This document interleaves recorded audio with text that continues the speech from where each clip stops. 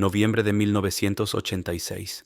En una ciudad industrial del Medio Oeste, la comisaría 12 cerró sus puertas al público a las 21 horas, como cada noche.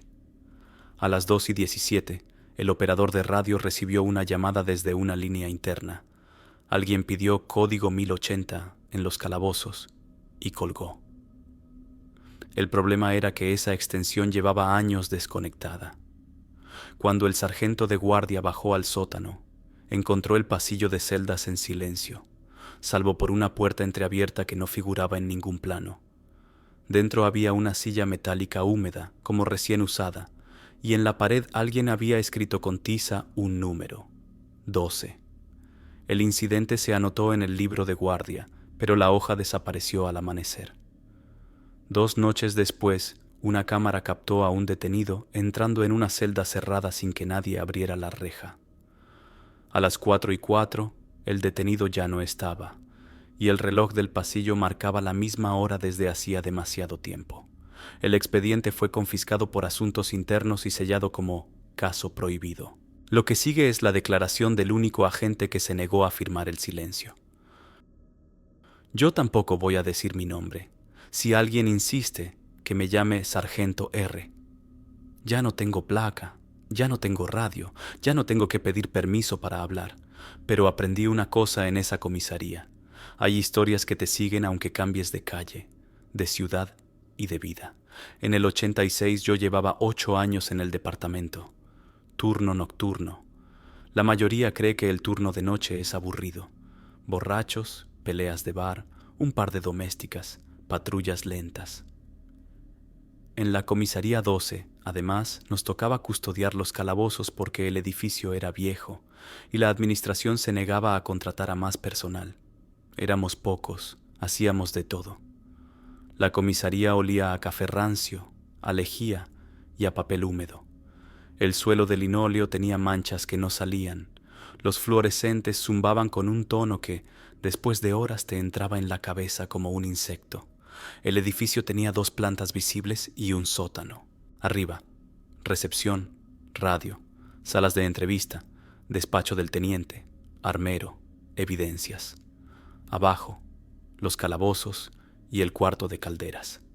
La escalera al sótano estaba al fondo de un pasillo estrecho, detrás de una puerta que siempre se quedaba medio atascada. En invierno el aire que subía de ahí abajo era más frío que el resto del edificio, como si el sótano estuviera conectado a otra estación. Esa noche yo estaba con 3 personas, Marla en radio y recepción, Hargrove como carcelero y un novato recién asignado, Eddie King. Eddie tenía 23 años, entusiasmo de sobra, y ese tipo de valentía que se basa en que todavía no te ha pasado nada serio. Hargrove era lo contrario, 50 y pico, cara de piedra, humor negro. Había trabajado ahí antes de que yo entrara y parecía parte del edificio, siempre con las llaves colgando, siempre mascando chicle, siempre mirando los rincones como si el cemento pudiera sorprenderlo. A las 1:50 todo estaba tranquilo. 2 detenidos por alteración y 1 por conducir borracho, ya fichados. Los 3 en celdas separadas, ronda hecha, libro firmado. Lo normal. A las 2:17 sonó el teléfono interno. No el de recepción que suena con llamadas externas, el interno. El que solo usan desde despachos o desde el sótano. Un timbre corto, metálico, que en un edificio viejo suena como un golpe en tubería. Marla levantó la vista. Hargrove también. Eddie dijo: ¿Quién llama a estas horas? Marla descolgó por reflejo profesional. Comisaría 12, adelante. Se quedó quieta, escuchando. La cara se le tensó. ¿Hola?, repitió. Yo me acerqué. ¿Qué pasa? Marla tapó el auricular con la mano, pero se le escapó la voz de alguien al otro lado. Era masculina, baja, como si hablara desde muy cerca del micrófono.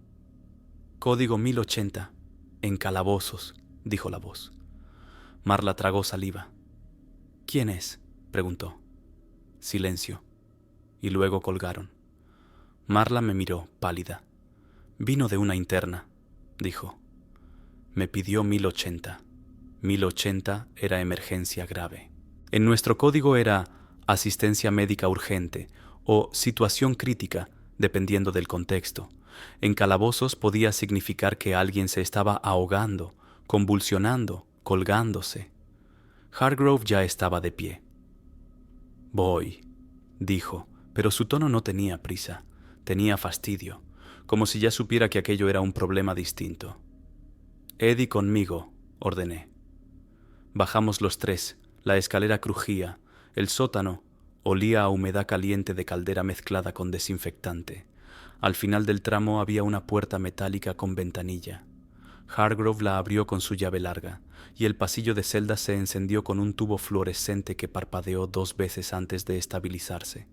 Todo parecía normal a primera vista. 6 celdas a cada lado, rejas, bancos, el reloj de pared al fondo, el interfono cerca de la mesa de control. Hargrove hizo la ronda rápida. Miró a los 3 detenidos, comprobó respiración, comprobó que estaban vivos, que no había sangre, que no había vómito, nada. «No hay 1080», murmuró. Eddie soltó aire. «¿Entonces quién llamó?» Yo iba a responder una broma cuando vi algo en el extremo del pasillo.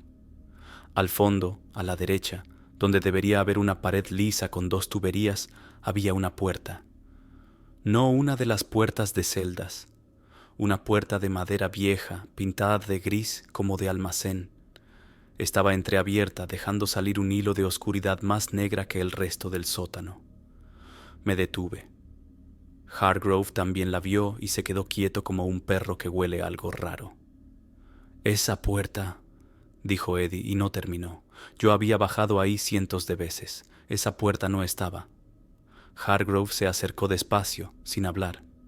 Con la linterna alumbró el marco. La pintura estaba descascarillada como si llevara años allí. Pero el polvo del suelo alrededor estaba húmedo, pisado, como si alguien hubiera entrado hacía poco. Hargrove empujó un poco. La puerta cedió con un gemido. Dentro había un cuarto pequeño, sin ventanas, con una silla metálica en el centro, de esas que se atornillan al suelo en salas de entrevista antiguas. La silla estaba mojada, no húmeda por ambiente, mojada como si alguien se hubiera sentado recién salido de la lluvia o como si la hubieran lavado hacía segundos. En la pared del fondo había un número escrito con tiza blanca. Eddie se acercó detrás de mí. «¿Qué es esto?», susurró. «Un cuarto que no debería estar aquí», dije. Hargrove pasó el dedo por la tiza. Se le quedó en la yema. «No me gusta», murmuró, y fue la primera vez que lo oí decir eso. Miré alrededor. No había archivos, no había herramientas, no había nada. Solo la silla, el número y un olor tenue a ozono, como cuando se quema un cable. «Cierra», ordené. Hargrove cerró la puerta. El gemido sonó más alto de lo que debería. Volvimos arriba y yo anoté el incidente en el libro de guardia, en la página correspondiente. 217 llamada interna solicitando 1080 calabozos. Se verifica sin hallazgos. Se observa puerta no registrada en pasillo de celdas. Cuarto vacío con tiza 12 en pared. Se asegura acceso. Firmé. Hargrove firmó como testigo. Marla lo vio y apretó los labios. «Esa extensión no existe», dijo Marla. «La línea del sótano está desconectada desde antes de que yo entrara». «Luego lo revisa mantenimiento», dije, intentando sonar normal, pero no sonaba normal ni en mi cabeza. A las 6:30, cuando entró el turno de mañana, lo primero que hice fue ir al libro y mostrarle la anotación al sargento entrante. No estaba. La página donde yo había escrito estaba arrancada limpia, como con cuidado. No rota, arrancada por el lomo. Me quedé mirando el hueco. «¿Quién tocó esto?», pregunté. El sargento del día se encogió de hombros. «Yo acabo de llegar». Marla juró que no había sido. Eddie juró que no había bajado al libro. Hargrove solo mascó chicle y me sostuvo la mirada con una especie de advertencia silenciosa. Esto no se pelea en voz alta. Esa misma tarde fui al sótano a plena luz del día, con otro agente. Quería ver la puerta, quería demostrarme que era un trasto viejo, Un cuarto oculto, una reforma mal documentada. La pared del fondo estaba lisa. Las tuberías estaban ahí. No había puerta. ¿Qué me ibas a enseñar?, preguntó el otro agente. Yo lo miré sin responder. Esa noche, antes de entrar al turno, me encontré a Hargrove fumando en la puerta trasera. «Tú viste lo mismo que yo, ¿verdad?», le pregunté. Hargrove exhaló humo. «Yo he visto puertas aparecer en edificios viejos cuando la humedad hincha la madera», dijo, y era una explicación absurda porque allí no había madera.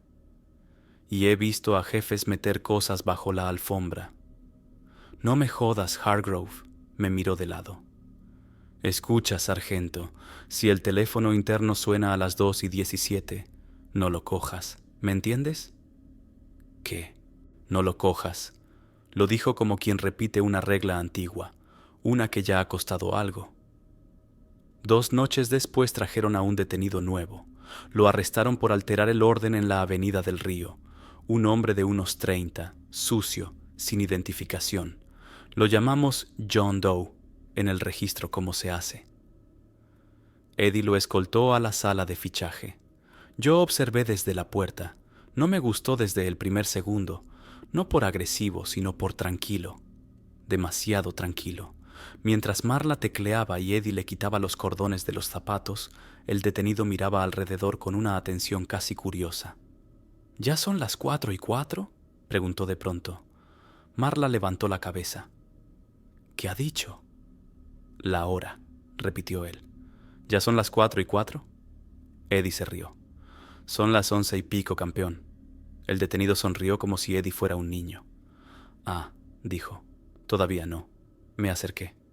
«¿Cómo te llamas?», pregunté. «Puedes llamarme como quieras», respondió. «No». «¿Cómo te llamas?». Me miró con ojos claros, sin miedo. «¿Usted es el sargento del turno?», preguntó. «Sí». «Entonces ya sabe por qué estoy aquí». Eddie frunció el ceño. «Este tío está loco». «Baja la voz», le dije. El detenido inclinó la cabeza como si escuchara algo que nosotros no. «No tardará», murmuró. «Lo bajamos a calabozos a medianoche». Hargrove abrió la puerta del sótano sin ganas. Eddie bajó delante, orgulloso de hacer algo real. Yo iba detrás con la linterna y las llaves. Al encender el pasillo, vi el reloj del fondo. Marcaba 00:13. Bien. Metimos al detenido en una celda normal, la número 4. Le quitamos las esposas, lo registramos. Nada raro. Antes de cerrar la reja, el detenido me miró. «No se quede solo a las 4:04», dijo. Yo le cerré la reja en la cara. «Duérmete», respondí. A las 2:17 sonó el teléfono interno. Hargrove estaba en la mesa del sótano, escribiendo. Eddie estaba conmigo en el pasillo, haciendo ronda. Marla estaba arriba. Por instinto Eddie aceleró el paso.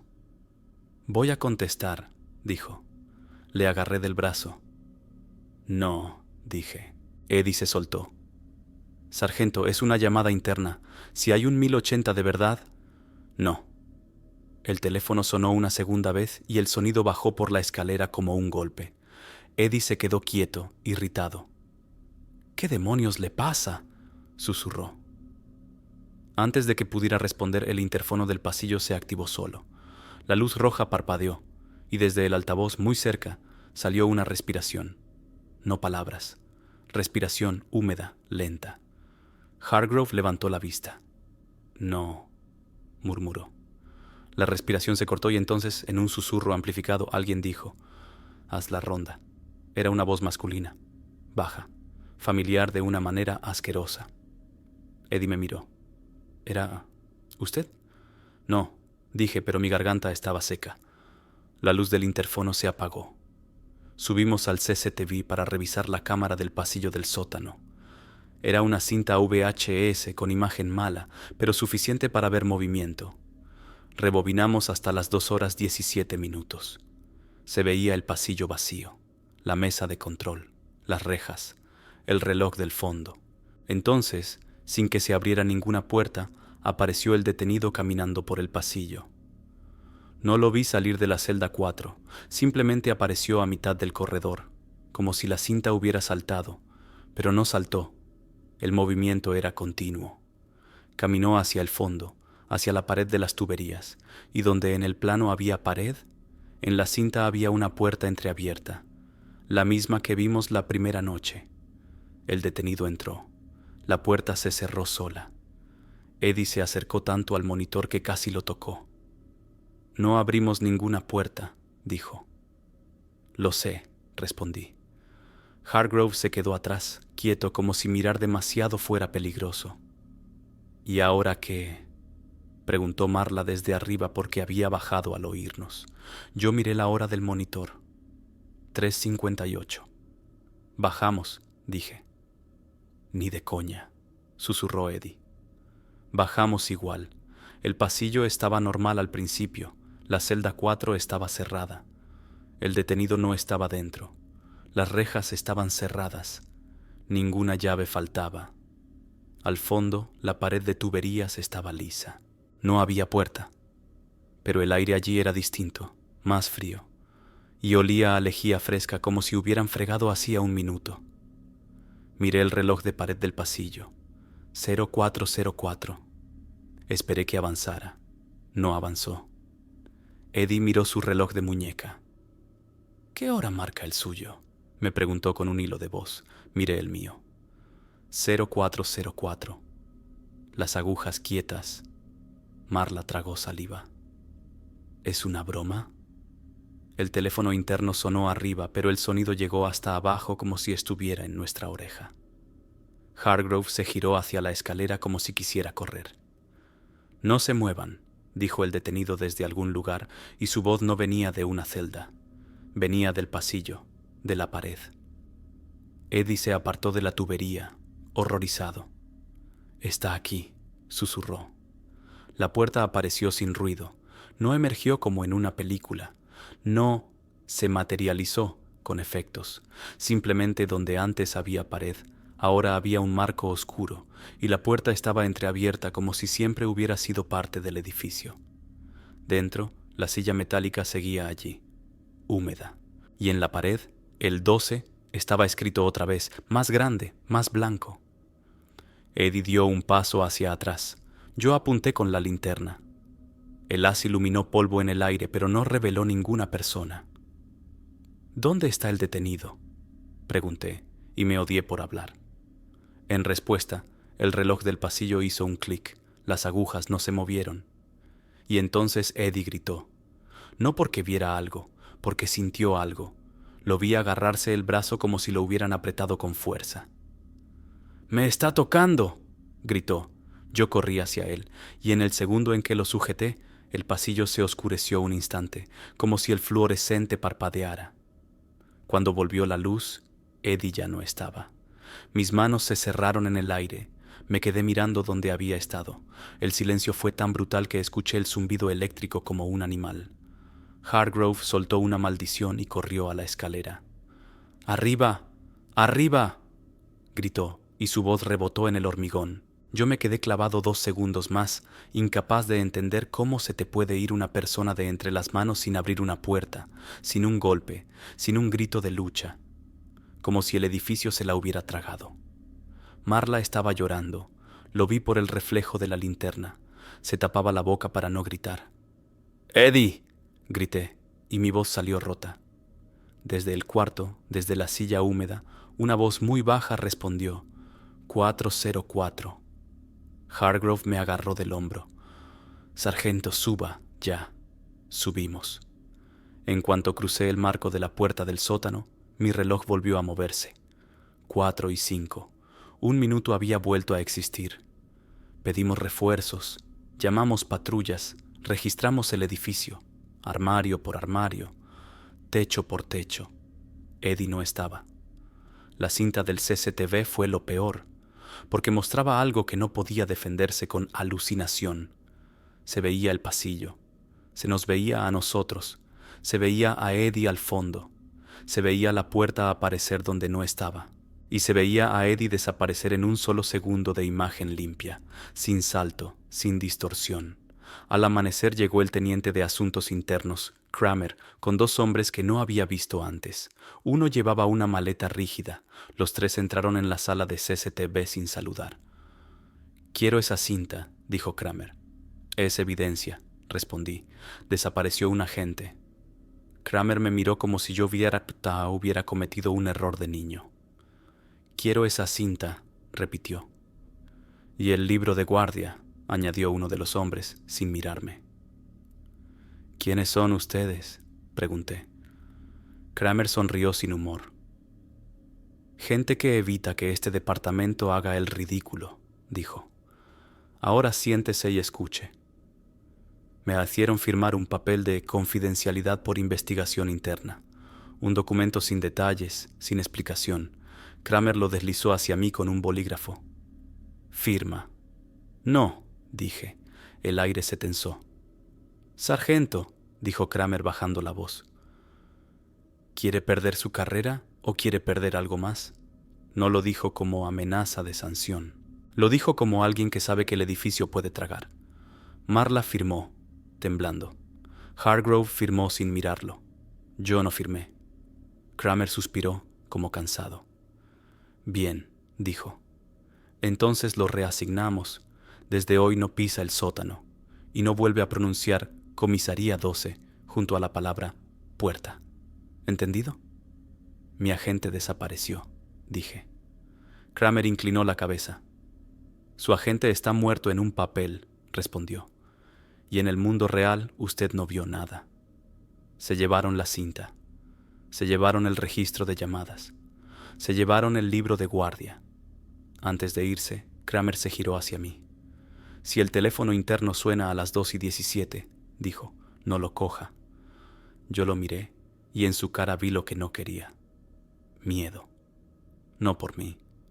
Por algo que ya conocía. Esa noche me quedé en la comisaría igual, no porque me lo permitieran, porque necesitaba entender, o quizá porque ya me había infectado la obsesión. Marla estaba en casa, Hargrove también. Me dejaron solo con un agente de patrulla del turno de noche que no sabía nada del asunto. Un tipo llamado Nolan, recién transferido. Le dije que se limitara a lo normal. A las 2:17, el teléfono interno sonó. Yo estaba en recepción, mirando el auricular como si fuera una serpiente. No lo cogí. Sonó una vez más, tampoco. La tercera vez sonó, y entonces la luz del pasillo que llevaba a la escalera del sótano parpadeó. Un olor a lejía me golpeó sin razón, y desde la escalera, muy abajo, escuché el sonido de una reja cerrándose. No podía ser. Nadie estaba abajo. Nolan levantó la vista. «¿Qué fue eso?» «Nada», mentí. Pero el silencio de después no era normal, era un silencio cargado, como si el edificio contuviera la respiración. Bajé solo. No debería haberlo hecho, pero ya era tarde para las reglas sensatas. El sótano estaba oscuro. El tubo fluorescente no encendía. El pasillo parecía más largo. Mi linterna iluminaba rejas, cemento y ese brillo húmedo que a veces tiene el suelo cuando el invierno aprieta. El reloj del fondo marcaba 4:04. Lo vi y sentí rabia. «No», dije, como si la palabra pudiera empujar el tiempo. En el extremo derecho, la pared de tuberías ya no era pared. La puerta estaba allí, entreabierta. El aire que salía era frío y olía a metal mojado. Me acerqué sin cruzar el umbral. Iluminé dentro. La silla metálica estaba más cerca de lo que recordaba. En el suelo, junto a la pata, había algo, una placa. Me agaché sin entrar. La linterna iluminó el número grabado.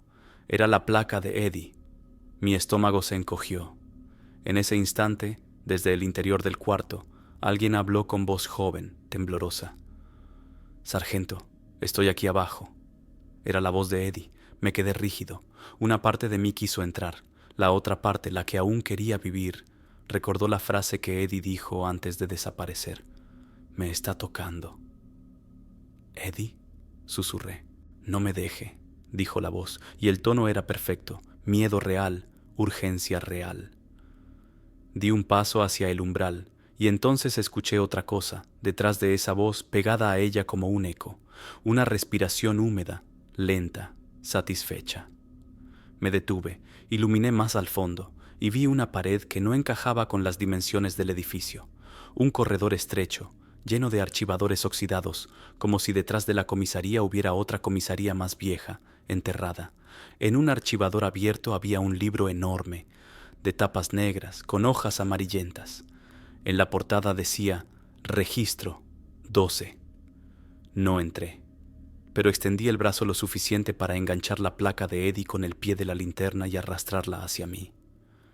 En cuanto la placa cruzó el umbral, el aire cambió. Sentí un golpe de frío en la cara, como una bofetada. La voz de Eddie se cortó de golpe, y el sonido de reja se cerró otra vez, violento como un portazo. La puerta empezó a cerrarse sola. Yo retrocedí. La madera gris se juntó con el marco, se cerró, y donde estaba la puerta, volvió a estar la pared de tuberías. El reloj del pasillo hizo clic. 4 y 5. Subí con la placa en la mano como si llevara un trozo de alguien. Nolan me miró al verme entrar, sudando, con la cara blanca. «¿Qué diablos está pasando?», preguntó. No supe qué contestar sin sonar loco. Al amanecer, cuando el turno terminó, dejé la placa de Eddie en un sobre y la llevé a Kramer. Se la puse encima del escritorio. «Esto estaba abajo», dije. Kramer no la tocó. La miró como se mira un animal muerto en carretera. «No debió traer eso», susurró. «¿Qué es la puerta?», pregunté.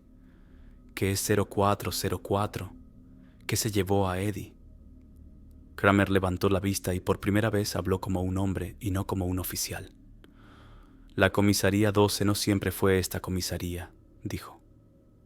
«Hubo otra. Antes, en este mismo terreno, un incendio, muertos, un sótano que no pudieron vaciar del todo. Se reconstruyó encima. Se cambió numeración. Se cambió todo, excepto lo que quedó abajo». «¿Qué quedó?», insistí. Kramer apretó los dientes. «Un turno que nunca terminó», dijo. «Y una cuenta que se cobra cuando alguien responde». Me quedé mirando la placa. «¿Y Eddie?». Kramer no contestó. Lo entendí sin que lo dijera. Eddie era un nombre en un papel. Y el papel ya estaba escrito. Me reasignaron a patrulla diurna en otra zona. De un día para otro, sin explicaciones. Marla pidió traslado. Hargrove se jubiló al mes siguiente. Un año después, la comisaría remodeló el sótano.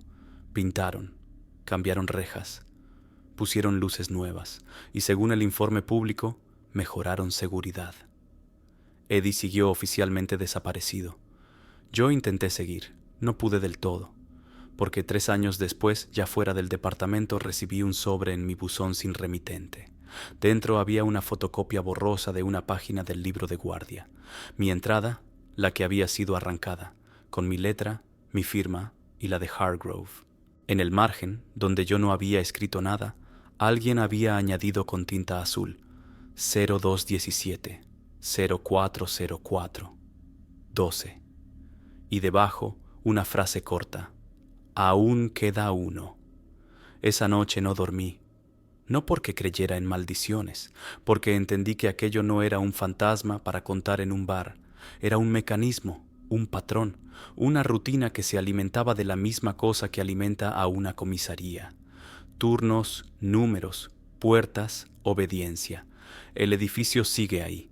La comisaría 12 sigue abierta con otro nombre y otra fachada. La gente entra a denunciar robos, a pedir informes, a reírse en la sala de espera sin saber qué hay debajo de sus pies. Pero si alguna vez trabajas de noche en un edificio viejo y a las 2:17 suena una línea interna que no debería funcionar, recuerda esto. No es una llamada, es una invitación. Y algunas invitaciones, si las aceptas, te dejan viviendo para siempre en la misma hora.